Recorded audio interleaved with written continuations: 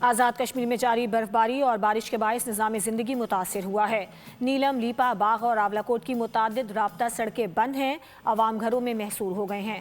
مزید احوال بتا رہے ہیں مظفر آباد سے بیورو چیف بشارت مغل۔ جی بالکل، آزاد کشمیر کے بلائی علاقوں میں برف باری جبکہ میدانی علاقوں میں بارشوں کا سلسلہ وقفے سے جاری ہے۔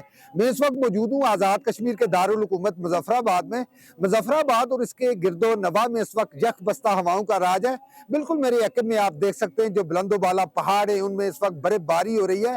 آزاد کشمیر کے بلائی علاقوں میں وادی نیلم، دیپا ویلی، حویلی، دیگر جو آزاد کشمیر کے بلند ترین مقامات ہیں، متعدد رابطہ سڑکیں تاحال بند ہیں۔ محکمہ شراعت آزاد کشمیر کا عملہ مصروف عمل ہے ان سڑکوں کو بحال کرنے کے لیے۔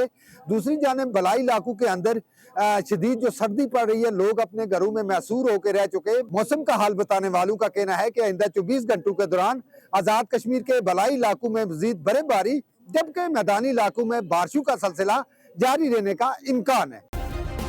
سبسکرائب کریں اور بیل دبائیں تاکہ کوئی خبر رہ نہ جائے۔